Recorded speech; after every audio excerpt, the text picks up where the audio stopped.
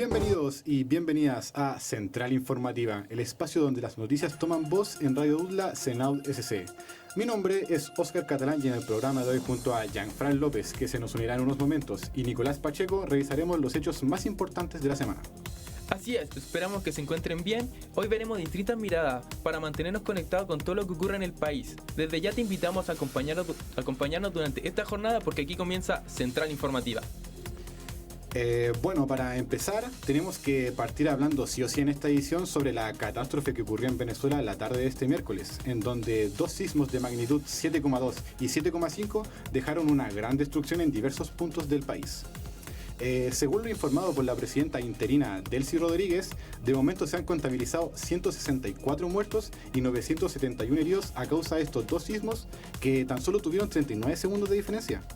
Recordemos que Venezuela se encuentra encima de dos placas tectónicas, las cuales son la de Sudamérica y la placa caribeña, lo cual genera la pregunta: ¿por qué no son reconocidos como un país sísmico?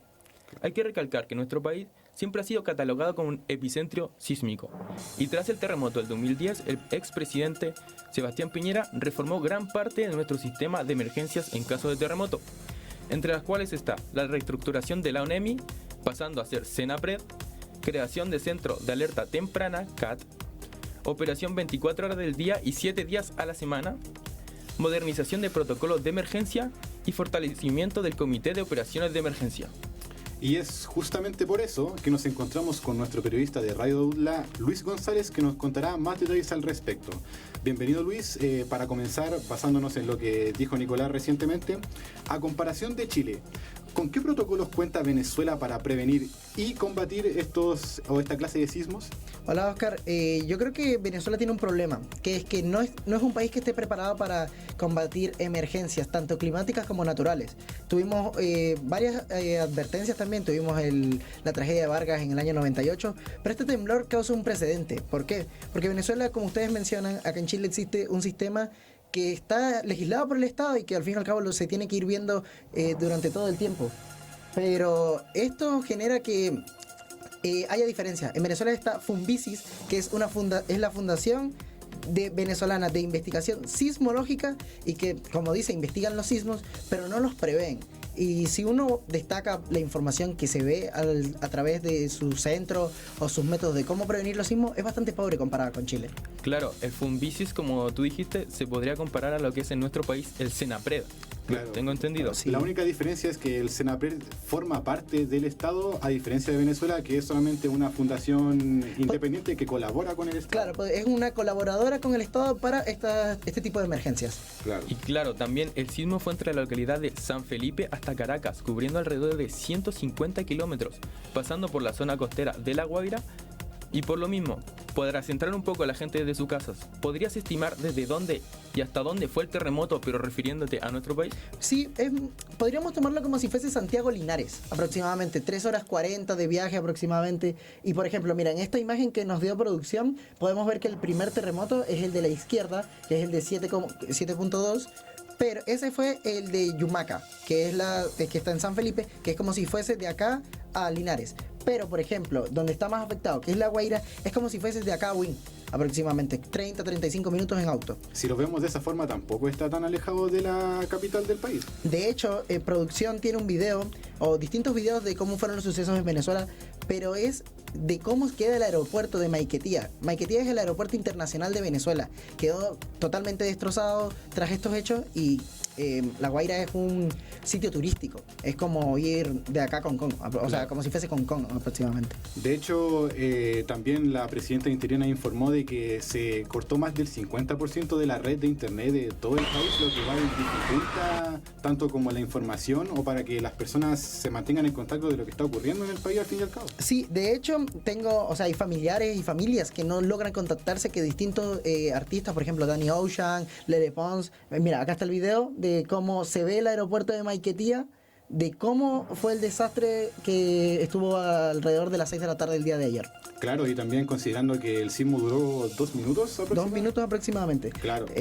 Siguiendo con la electricidad, la presidenta Delcy Rodríguez se refirió a que el sistema eléctrico puede pasar de entre 8 a 10 días, esto a Televisión Nacional Venezolana, y que no es la primera vez que Venezuela sufre estos antecedentes con el sistema eléctrico. Claro, tal como pudimos apreciar en el video y lo que tú nos estás contando, Venezuela no está preparado tal vez estructuralmente para sufrir un sismo de esta catástrofe. No está preparado para esto. Los edificios son bastante antiguos, es una estructura, podríamos decir, de personas muy familiar y de otra época. A continuación podemos ver el video que nos otorga producción de cómo eran las calles. De hecho, esto es Caracas, esto es, por decir así, esto se llama Altamira, que es, por decir así, Providencia. Es Providencia, de cómo sería Providencia, así se ve Caracas en estos momentos. Claro, esto igual es uno de los cambios que Chile también tuvo que enfrentarse después del terremoto de 2010, para la hora de mejorar su infraestructura y sobre todo que aguante este tipo de catástrofes, siendo que en Chile son de una magnitud más grande normalmente de los que hay en Venezuela. Sí, de hecho, refiriéndote al terremoto del 2010, yo estuve investigando todo este tema y creo que hay que tener en claro de cuál es el terremoto más fuerte vivido en Venezuela. Venezuela es un país que sísmicamente tiembla más que Chile, que es algo curioso, pero la placa del Caribe permite que no sean unos megaterremotos, exceptuándose con lo sucedido ayer. Pero, por ejemplo, tenemos el terremoto de Cumaná, que es una, podríamos decirle, provincia venezolana, que sucedió el 17 de enero de 1929 con una magnitud de 6,9. Pero fue tan fuerte que tuvo un tsunami, que es algo que también ha causado revuelo y que ya se canceló la alerta de tsunami en Venezuela del sismo del día de ayer. Pero, por ejemplo, tuviste 800 personas que murieron, en este momento tienes 188 y que se esperan que sean más de 5.000 personas. Claro, sin duda una catástrofe con todas sus letras. Sí. Pero bueno, te agradecemos mucho, Luis, por la información y ahora nos vamos con una pequeña pausa y ya regresamos con más noticias. Sentí que me acompañaron desde el principio, desde el día 1 en que me quería matricular con ellos. Soy Felipe Norambuena, me titulé de técnico nivel superior en Administración de Empresas y estudié completamente online en la modalidad Executive de Universidad de las Américas. En un sacrificio que es pasar tiempo con la familia, muchas veces te pierdes algunas reuniones que hacen. Le comenté a la gerenta que estuve estudiando y todo, y me dijo que era muy rico que estuviera estudiando. Y se ha notado un cambio en eso porque me han ofrecido mayores responsabilidades y lo mismo que yo aprendo en la universidad tengo que seguir proyectándolo al trabajo y a la vida. Y las cosas se van dando solas. Yo estoy estudiando nuevamente en la universidad. Cada vez que avanzo un mes, doy un paso más y un paso menos para poder salir nuevamente y recibir el otro diploma. Logré alcanzar mis metas haciendo mucho más fácil trabajar y estudiar al mismo tiempo.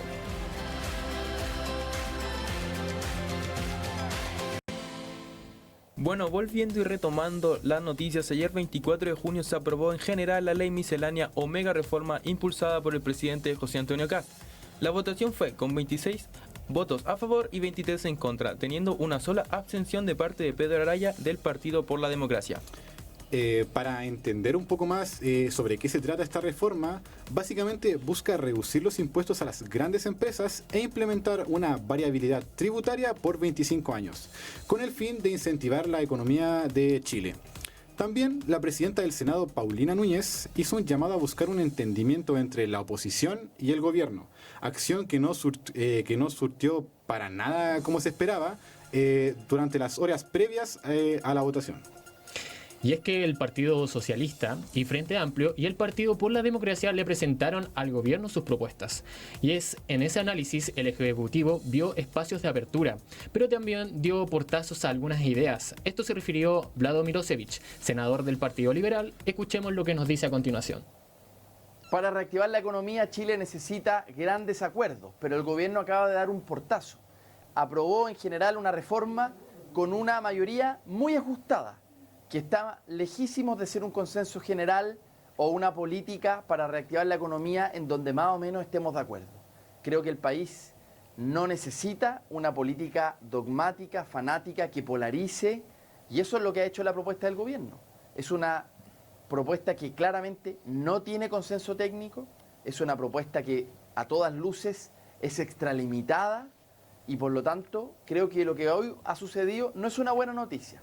Un gobierno que quiere aprobar esta reforma como sea, aunque sea ajustado, y que solo le imprime más incertidumbre a la economía. Creo que por aquí no va la cosa y espero que el gobierno dialogue, pero dialogue de verdad para tener un consenso respecto a esto. Y es así que la iniciativa pasará ahora a la Comisión de Hacienda para ser votada en particular. Luego seguirá su curso en las comisiones de Medio Ambiente y Trabajo. Asimismo, el plazo para presentar indicaciones al proyecto culminará el próximo 6 de julio. Yo creo que es importante recalcar que las principales medidas de la mega reforma es incrementar la economía y los empleos. Por eso mismo, buscarían bajar el impuesto de 27% a 23% a las empresas de primera categoría. Además de darle un bono, por así decirlo, a las pymes que contraten a más personas. Pero bueno, para seguir con el ámbito político, la votación de Nicolás Grau sobre su acusación constitucional se llevó a cabo este martes 23, en donde hubo 27 votos a favor de la misma y 68 en contra, teniendo una sola abstención de parte de Joana Pérez del Partido Demócrata. Recordemos de que Nicolás Grau tan solo estuvo 7 meses al cargo del Ministerio de Hacienda. La curiosidad más grande, por decir así, de la votación es que 4 diputados de Renovación Nacional votaron en contra de la acusación constitucional. Lo mismo que Jorge Guzmán, diputado de Evópoli, siendo así 5 parlamentarios del oficialismo que fueron en contra de la opinión común, lo que resulta un tanto contradictorio, por decir así. Además, Nicolás Grau recibió una carta a su favor de parte de 5 exministros de Hacienda y más de 50 expertos de economía, que defendían en parte así su periodo al cargo del ministerio. Y claro, la oposición no está a favor de lo que está pasando con Grau, ya que han tachado el caso de que no tiene fundamentos para que se lleve a cabo. A esto se refiere Nelson Venegas, diputado y subjefe de la bancada del Partido Socialista. Vamos a escuchar lo que nos dice. ¿Qué tiene que ver esta acusación constitucional con lo que la gente está reclamando a diario respecto de lo que es empleo, respecto de lo que es crecimiento económico, respecto de lo que es seguridad, donde siguen habiendo muertos, secuestros, balaceras? Esto no es lo que está pidiendo el pueblo chileno y además no tiene ningún argumento ni fundamento jurídico. Esto no es más que un voladero de luces para tratar de desviar la atención respecto de lo que ellos no han sido capaces todavía de otorgar al pueblo chileno, que es una solución real y concreta para lo que de verdad le está afectando. No han sido capaces de gobernar en estos 100 días y lo único que están haciendo es tratar de actuar todavía como oposición, siendo que ellos son gobierno. Bueno, en contraparte a esta opinión tenemos a Patricio Briones del Partido de la Gente, que si bien dicho partido no votó todos a la par, Briones votó a favor de la acusación constitucional. Escuchemos la razón de esto a continuación. Acaba de terminar la acusación constitucional contra el ministro Grau en la Cámara Baja, la cual varios de nosotros aprobamos, y esto obedece justamente a que había méritos suficientes desde el punto de vista de las responsabilidades. Ahora a esperar lo que suceda en el Senado, así que con el corazón tranquilo, a esperar que Chile siga creciendo como corresponde. Bueno, también es importante destacar de que en caso de que el próximo martes 30 el Senado llegara a aprobar esta acusación constitucional, Nicolás Grau quedaría o no tendría permitido ocupar ningún cargo político hasta dentro de 5 años y también no podría impartir clases en ninguna universidad del Estado. Tema complicado. Tema bastante complicado. Pero bueno, habrá que ver qué pasa en los próximos días con este tema y lo dejaremos a cada una de sus casas, a cada una de las personas que saque sus propias conclusiones. Bueno, continuando, el gobierno propone modificar el actual sistema de admisión escolar mediante la creación de 2 vías complementarias, la elección mutua y la asignación aleatoria, ambas administradas a través de una plataforma única del Ministerio de Educación. Esta modalidad de elección mutua justamente será voluntaria para los establecimientos con sobredemanda y permitirá considerar criterios objetivos y no discriminatorios. Para la admisión, o sea, para así cambiar un poco la admisión de los estudiantes. Entre ellos se incluyen la adhesión al proyecto educativo, la participación en instancias informativas, aptitudes para programas especializados, rendimiento académico desde séptimo básico, que es importante destacar que no toda la educación, solamente desde séptimo básico, y las entrevistas y cercanía territorial con el establecimiento. En tanto, la asignación aleatoria se mantendrá como mecanismo para los colegios que no se adhieran a la selección o para los que son cupos que no se complementan tras el proceso principal. En ese sentido, el proyecto puede interpretarse como un cambio de paradigma, ya que no se trata solamente de asignar cupos mediante un sistema aleatorio, sino de volver a incorporar criterios como el mérito académico, la adhesión al proyecto educativo y otros factores que permitan una relación más directa entre las familias y los establecimientos. Por lo mismo, se le consultó a Sergio Ramírez, jefe del Departamento de Administración y Educación Municipal, que nos comentó lo siguiente. Como en cualquier selección de fútbol, por ejemplo, si se selecciona a los mejores, van a estar ahí los mejores y los resultados van a ser buenos. Va a pasar lo mismo en educación. Y como desventaja, obviamente, se genera de que un alumno a lo mejor, no por ese motivo, no pudo ingresar a un buen establecimiento, a lo mejor teniendo las competencias, pero no logró pasar las pruebas, se le va a quitar toda posibilidad de que logre un buen resultado, porque se va a ir a un establecimiento donde se va a juntar a los alumnos que no logran los estándares, por ende van a tener un estándar más bajo, sus resultados van a ser más bajos. Sin embargo, la discusión está a medias, mejorando la calidad educativa, o sí podrían generar nuevas formas de segregación escolar. Por eso el debate sobre el SAE trasciende la admisión. Lo que realmente está en juego es el modelo de la educación que requiere impulsar al país y cuáles deben ser las prioridades del sistema educativo chileno. Para ello hablaremos con el presidente del Partido Liberal, Juan Carlos Orsúa. Vamos a escuchar lo que nos dice a continuación. Creemos, sí, fehacientemente, que no se puede limitar ni circunscribir la selección de alumnos al mundo escolar solo por criterios técnicos y de tener unos liceos de clase A y unos liceos, escuelas de clase B. Creemos nosotros que la integración de los alumnos mejora el rendimiento de los alumnos. O sea, hay varios experimentos muy bonitos de gente normal, como nosotros, a los que en un programa les hicieron una medición de inteligencia, les dijeron, ustedes están por sobre la media. Y solo por decírselo, ellos mejoraron su rendimiento, por creer que son mejores que la media. Más allá de los cambios concretos al sistema de admisión escolar, esta reforma reabre uno de los debates más profundos de la educación chilena, la tensión entre igualdad y oportunidades de libertades de elección. Claro, recordemos que se va a mantener la tómbola, como es conocida coloquialmente, pero también tenemos otra vía de inscripción, que es la que tenga sobrecupo podrá elegir a dedo la institución a sus estudiantes, ya sea por rendimiento académico o por los objetivos que tenga la institución. Claro, y como informaron, si es que llega a haber sobrecupo por encima de lo que se propone, va a quedar únicamente a decisión de la institución a quién va a acertar o quién no. Claro, lo que igual causaría un tanto de polémica, por decir así. Claro. Lo mismo, hay dos visiones puestas, como por ejemplo la que escuchamos primero, que decía que un colegio bueno va a seguir teniendo buenos alumnos, lo que lo hará mejor, pero también está la otra perspectiva, tal vez idealista, del presidente del Partido Liberal, que dice que a un alumno común, si se le trata bien, podrá ser un gran estudiante, que es claro lo que busca la izquierda política. Claro.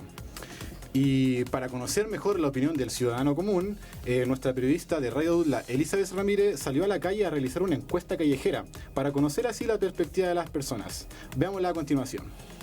Porque creo que la educación se ha deteriorado mucho al no haber una elección. Lo viví personalmente con mis hijas. Me parece que sí, es una buena idea. En ese caso se supone que el colegio da la opción. Uno postula y sí.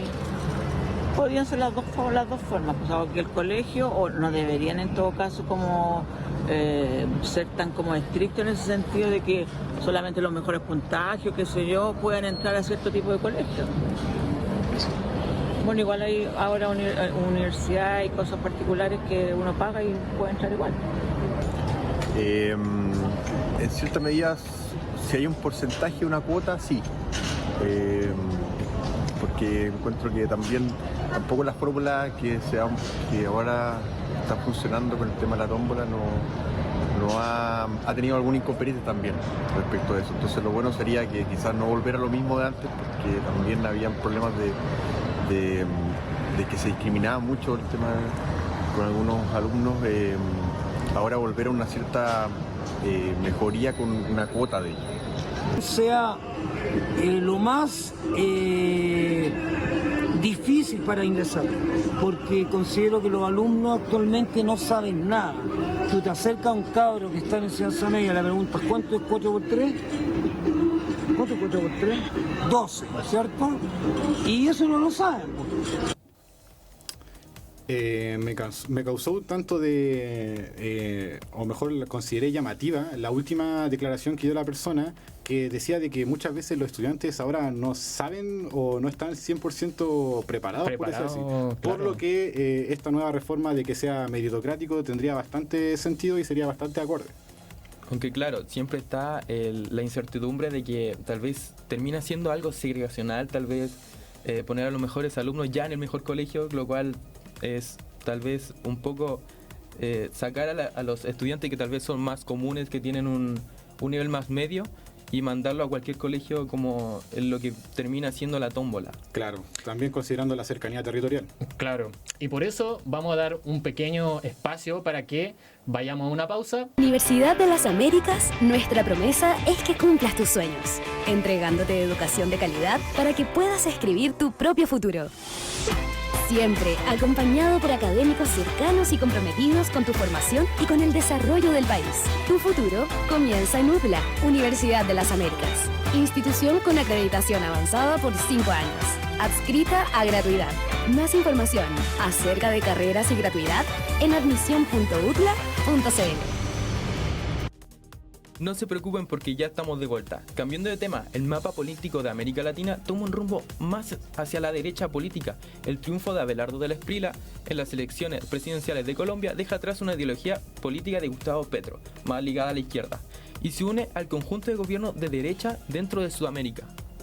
Y esto se asocia con la reciente victoria de Keiko Fujimori en Perú y con el reciente mandato del presidente José Antonio Kast en Chile. Para saber más de lo que se está ocurriendo en América, Luis González nos va a contar con más detalle. ¿Nos escucha, Luis? Sí, hola, ¿me escuchan? Bueno, me parece que tenemos problemas de... ¿Sí? ¿Aló, Luis? ¿Aló, Luis? ¿Nos escuchas? Hola, ¿me escuchan? Parece Hola, ¿me escuchan? Ahora sí, Luis. Sí, ahora perfecto. Sí, hola. Ahora sí te escuchamos perfecto. Adelante, Luis. Sí, ya.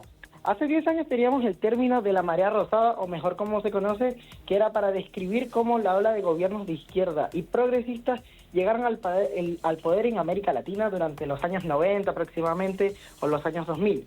Y después tuvimos estas repeticiones tras los sucesos del estallido social acá en Chile o en Ecuador o Colombia, que también tuvieron sus estallidos sociales, pero que marcaron un precedente histórico. Por ejemplo, en Chile asumió Gabriel Boric con una agenda de cambios estructurales y una propuesta de una nueva constitución. Gustavo Petro ganó las elecciones y marcando un hecho para el gobierno de izquierda de ese país. En Perú tenemos ahora a Keiko, pero Pedro Castillo se encontraba en ese momento. En Argentina gobernaba Alberto Fernández y en Bolivia el movimiento al socialismo, mejor conocido como MAS, lideraba la administración con Luis Arce.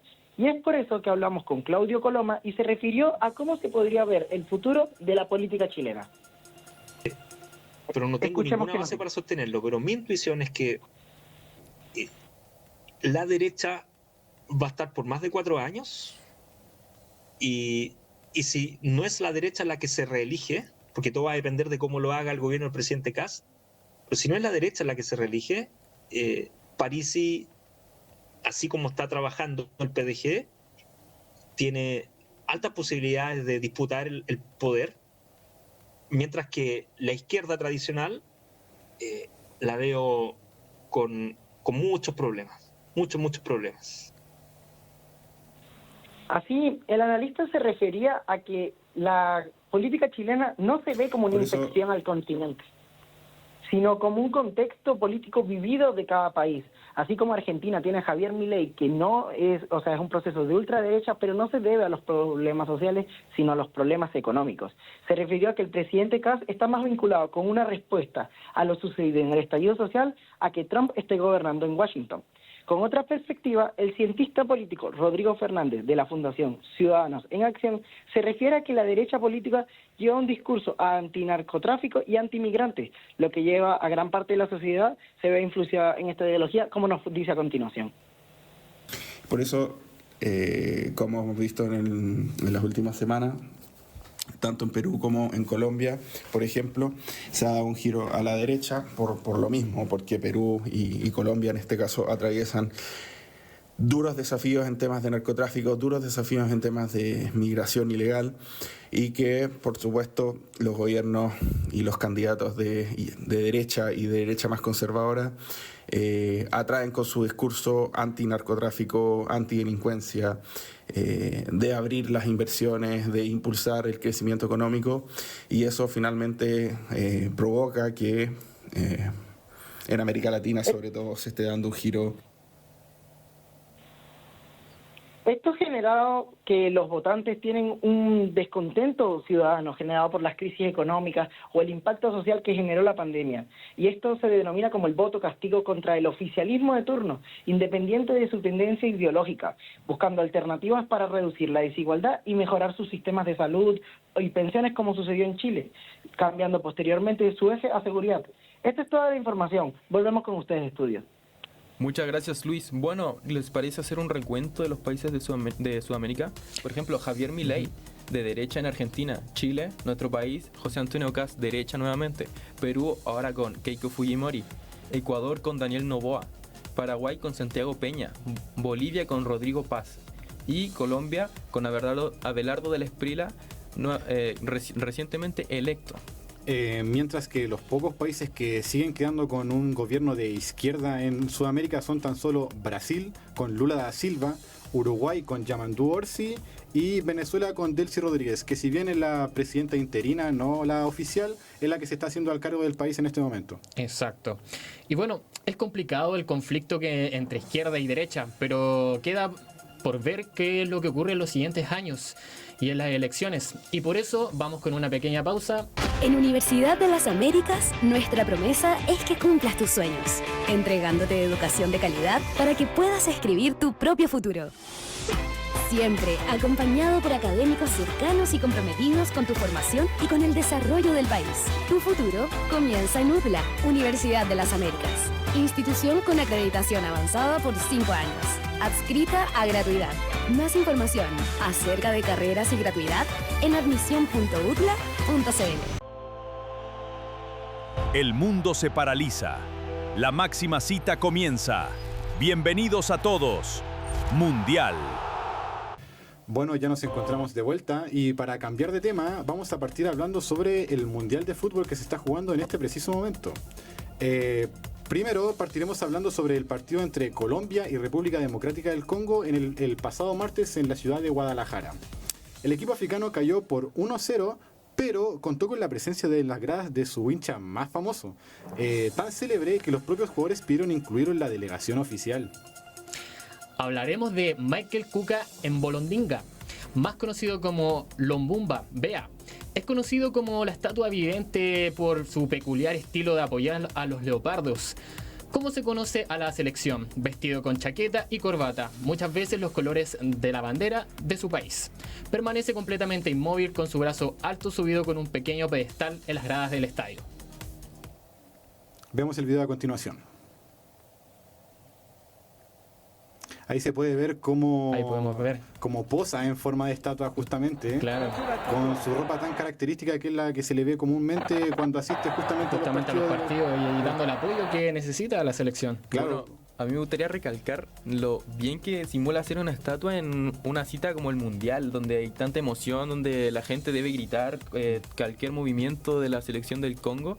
Y claro, la postura de este aficionado simula la de un monumento en Kinshasa, que honra a Patrice Lumumba, el primer gobernante congolés tras la independencia del país africano de Bélgica. Michel apoya a su selección como una estatua desde 2013. Claro, ahí en parte también podemos entender por qué hace todo esto, por qué actúa como estatua, que va más bien algo como una referencia justamente. Claro, tiene un significado. Claro, no es como que solamente un hincha más y quiere llamar la atención. Tiene un significado por la independencia del país africano que igual tiene su cierta característica, sobre todo por la vestimenta que tiene y la forma que está parado. Sobre todo con la pose. Claro. Bueno, ahora cambiando un poco de tema, pero para seguir dentro del Mundial, hablaremos sobre las celebraciones noruegas, que también ha sido otro fenómeno que nos dejó justamente este Mundial, y es el denominado remo vikingo, el festejo de Noruega, ya que después de 28 años volvieron al Mundial y con apenas 2 partidos ya se aseguraron la clasificación a los 16avos de final. 28 años, bastante tiempo. Es bastante tiempo y está marcando la diferencia en este Mundial. O sea, básicamente ya podemos ir con los éxitos de la selección liderada por Erling Haaland. Han desatado la locura entre los hinchas del país nórdico y han convertido un fenómeno viral en su celebración, remando en el estilo antiguos vikingos. De hecho, ahora en este momento podemos ver los videos para mostrárselo a las personas también, para que vean cómo... Claro. Eso es lo que llevó el triunfo sobre Senegal por 3-2, en donde, a pesar de no estar de local, recordemos que el Mundial se está llevando en Norteamérica, Noruega igual puede hacer su típica celebración, y recordemos que el remo también cantan, que significa vamos todos. Claro, toda la referencia a las embarcaciones que hacían los vikingos. Claro, justamente en Noruega. Y es hasta apreciable como todos van a la son del tambor. Y más que nada la coordinación que tienen, ya que son una gran cantidad de personas y se ve bastante coordinado al parecer. Pero bueno, los hinchas han grabado videos simbólicos, como los que estamos viendo aquí, remando de forma conjunta en la simbólica plaza en Times Square, en la plaza de Nueva York, perdón, y en otros lugares también de Estados Unidos, que es justamente donde se está organizando el Mundial, volviéndose así un nuevo símbolo para apoyar a su selección de Noruega, que ahora ya sabemos que va a jugar los 16avos del Mundial. Recordemos que esto también pasó algo parecido en la Eurocopa del 2016 con Islandia, que realizaban su icónico haka, en donde antes de empezar el partido, de una manera para tal vez intimidar a su rival, hacían una haka para intimidar al rival y poder tal vez ganar el partido. Marcar una diferencia también. Claro. Bueno, ahora con esto nos vamos a una pequeña pausa de vuelta y ya regresamos. Sentí que me acompañaron desde el principio, desde el día 1 en que me quería matricular con ellos. Soy Felipe Norambuena, me titulé de técnico nivel superior en administración de empresas y estudié completamente online en la modalidad Executive de Universidad de las Américas. Es un sacrificio que es pasar tiempo con la familia, muchas veces te pierdes algunas reuniones que hacen. Le comenté a la gerenta que estuve estudiando y todo, y me dijo que era muy rico que estuviera estudiando, y se ha notado un cambio en eso porque me han ofrecido mayores responsabilidades, y lo mismo que yo aprendo en la universidad tengo que seguir proyectándolo al trabajo y a la vida. Y las cosas se van dando solas. Yo estoy estudiando nuevamente en la universidad. Cada vez que avanzo un mes, doy un paso más y un paso menos para poder salir nuevamente y recibir el otro diploma. Logré alcanzar mis metas haciendo mucho más fácil trabajar y estudiar al mismo tiempo.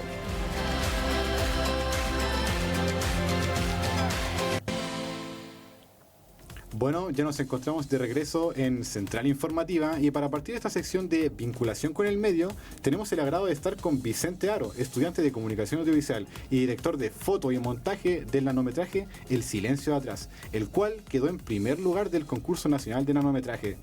Bienvenido, Vicente. Bueno, para comenzar, básicamente, ¿cuál fue tu sensación al saber que habían ganado el primer lugar ante una gran cantidad de participantes como había en ese concurso? Muchas gracias por la invitación. La verdad es que quedamos muy felices con mis 2 amigos con los que hicimos el trabajo. Bueno, la verdad es que para mí es como una motivación para seguir haciendo proyectos fuera de la sala de clase. También es como una invitación a todos los otros estudiantes de nuestra carrera y de las otras universidades también, ya que participaron varias, a seguir creando no solamente como en los trabajos del aula, sino que se animen y empiecen a hacer como trabajos fuera. Como independientes. Sí, independientes. Y bueno, quedamos con ganas de más cosas juntos, la verdad. Entonces fue un agrado. Bueno, si nos basamos en el nanometraje, se puede reflejar un sentimiento en tanto de tristeza. ¿Cómo fue el proceso creativo para lograr plasmar una idea tan fuerte y profunda en un formato tan corto? Ya que son como 30 segundos nomás los que tenían para demostrar todo lo que querían. Claro, la verdad es que fue mucho trabajo con los chiquillos, como trabajo de mesa. Teníamos pensado como O sea, es una pregunta que teníamos cómo lograr hacer llegar a las personas en tan poco tiempo y bueno, decidimos que uno de los temas más fuertes como la familia también, como que siempre es lo que más impacta, entonces decidimos poner un padre y un hijo en esta situación para que la gente se concientice como de la responsabilidad que hay que tener al momento de conducir. Entonces siento que lo logramos súper bien y también a pesar de que duró tan poco, nos tomamos el tiempo de hacer una narración no tan corta, sino que igual es lenta en comparación a los otros trabajos que era como súper rápido el montaje. Nosotros decidimos apostar por algo más lento y aún así la gente se quedó a verlo y estamos muy felices por eso. Claro. También basándonos un poco en lo que nos acabas de decir, ¿cuál es la emoción o el mensaje central que querían que el espectador sintiera exactamente en el último segundo del nanometraje? Ya que se puede ver una mano ensangrentada de lo que nosotros interpretamos es el hijo del conductor, ¿cierto? Sí, claro. Bueno, lo que queríamos que la gente sintiera es como esta carga que tiene, estar como sin precauciones, que queríamos que ellos vieran qué es lo que puede pasar cuando no se preocupan por ejemplo, conducir con sueño o en estado que no debería estar realmente. Entonces, bueno, queríamos que fuera como un shock para las personas para que fuera un golpe duro y se dieran cuenta de darle un mensaje. Claro, como las consecuencias que podría tener estos actos de conducir a lo mejor con sueño, en estado de ebriedad y sobre todo los grandes problemas que puede causar como es la vida de las personas que está en juego también. Claro, por todos los siniestros que hay siempre en Chile, que es bastante común. Y bueno, para ir finalizando, ¿seguirán participando en estos concursos o cuáles son sus planes a futuro? La verdad es que con mis dos amigos queremos seguir participando en estos proyectos y pronto esperamos abrirnos una productora pequeña entre nosotros y empezar a hacer como más trabajos, aparte de competencias, también en el mundo del videoclip y sobre todo en el cine, que es lo que más nos interesa. Entonces esperamos seguir creciendo como en esos proyectos que tenemos. ¿Son un grupo con tus compañeros o tienen como más gente, por decir así? Hasta el momento somos solo nosotros tres. Nos decidimos como... Son tres referentes. Sí, somos solo tres y... Claro. Y en cuanto a algún referente que tengan ustedes, ¿se inspiraron en alguien o en quién seguían para hacer justamente este tipo de nanometrajes? Bueno, la verdad es que los tres por separado tenemos nuestros referentes. También nos ayudamos mucho por lo que nos dicen los profes. Siempre nos están apoyando en todos los proyectos, desde aunque sean afuera de la universidad, siempre nos están apoyando. Entonces ellos son los que nos ayudan a que podamos seguir avanzando y que queden... Lo impulsan, claro. Bueno, entre paréntesis, ¿hay algún momento, bueno, te vamos a dar el espacio si es que quieres compartir tus redes sociales, si quieres dar un mensaje motivacional? Un mensaje para las personas y sobre todo como para promocionar un poco este grupo que tienen ustedes para que obviamente sigan creciendo como comunicadores audiovisuales. Bueno, puedo decir que tienen que atreverse como a hacer cosas fuera del aula. Todas las competencias o todo lo que vean convocatorias tienen que participar porque no pierden como nada si no lo intentan. En realidad siempre para que uno para poder como crecer, por así decirlo, hay que empezar a hacer cosas y para mejorar también hay que tener experiencia. Ya, y la última pregunta ya para dejarte libre y no ocuparte más tiempo. ¿Tienen pensado qué van a hacer con el premio? ¿Cómo se lo van a repartir? Claro.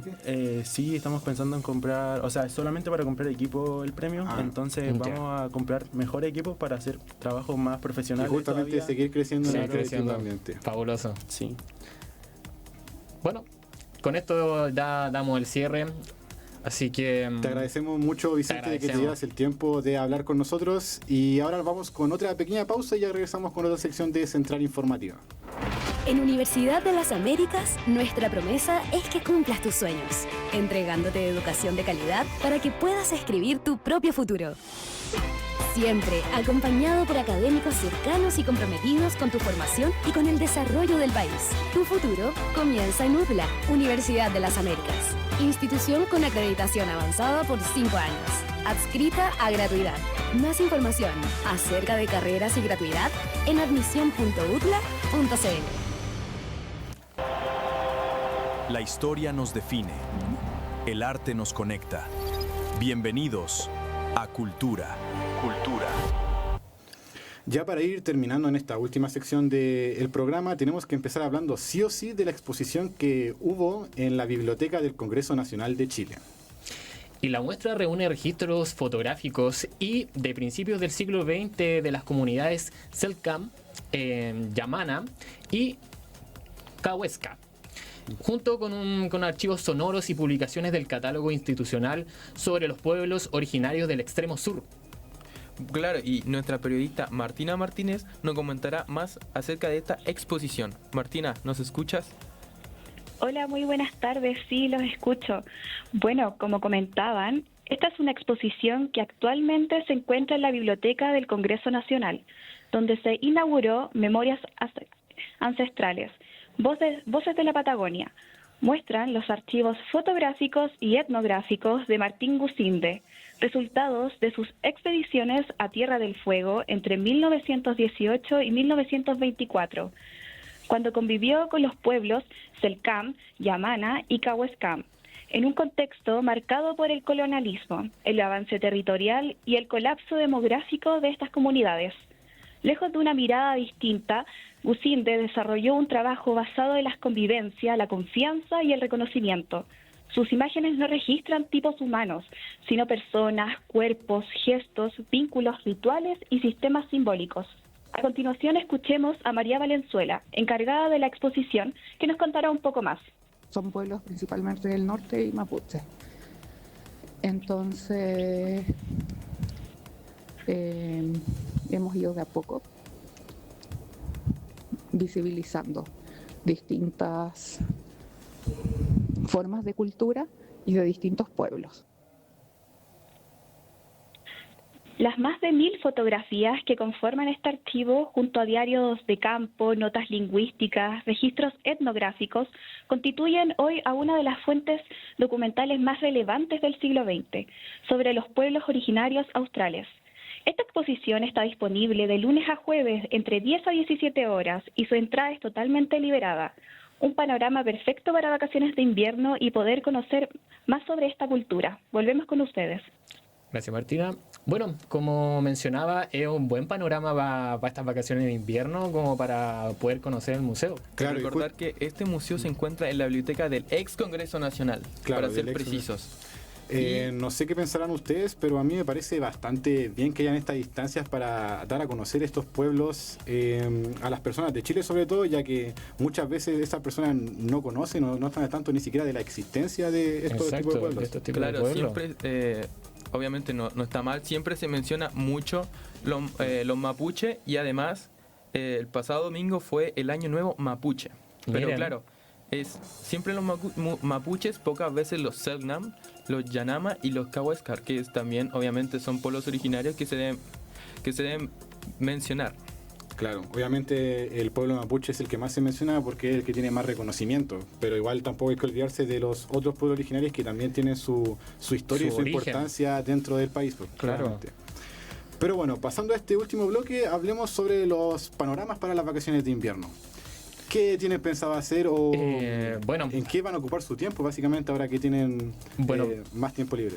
Personalmente me gusta bastante lo que es los karting, poder escalar, entonces, y también como estábamos viendo la exposición para poder y como meterse más allá de lo que es todo lo que es los museos.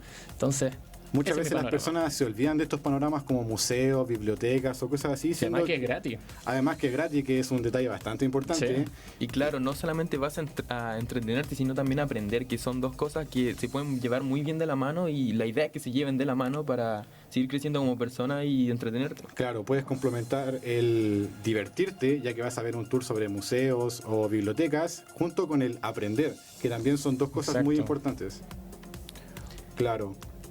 Ahí también podemos ver la imagen del teleférico que está ubicado en el Cerro San Cristóbal, que si mal no recuerdo va a tener un nuevo recorrido desde Huechuraba hasta Providencia. Claro. Por lo que esto también lo dejamos invitado a todos a que vayan a conocer este nuevo teleférico y que estará abierto para estas vacaciones de invierno para que básicamente ocupen su tiempo en algo y disfruten con sus tiempo en familia, claro.